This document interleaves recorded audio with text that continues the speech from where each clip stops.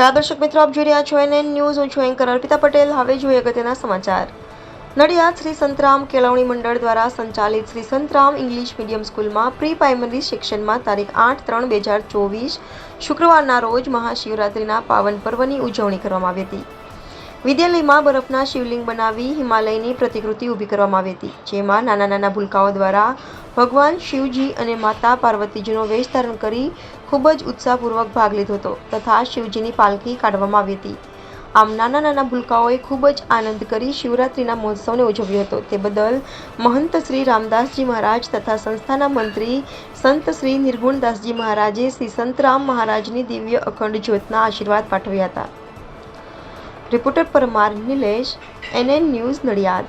દર્શક મિત્રો, તમારી આસપાસ બની રહેલી અવનવી ઘટનાઓ વિશે જાણવા માટે NN ન્યૂઝને લાઇક કરો, શેર કરો, સબસ્ક્રાઇબ કરો અને બેલ આઇકન પ્રેસ કરો, જેથી આપને નોટિફિકેશન્સ મળતી રહે.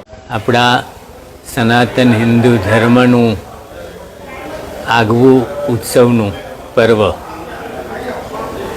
આજના યુગમાં આપણો ધર્મ કેક અને કેન્ડલ પાછળ વધારે જઈ રહ્યો છે અને આપણા સંસ્કાર, આપણી સંસ્કૃતિ ભૂલાઈ જઈ રહી છે.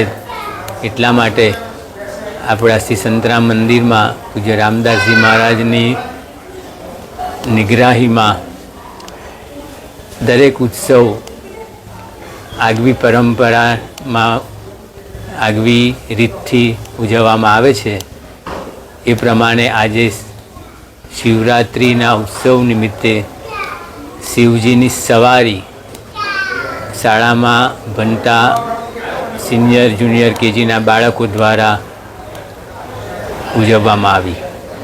બાળકોએ પાલખી કાઢી શાળાથી મંદિરની સમાધિ સુધી, રામદાસજી મહારાજની બેઠક સુધી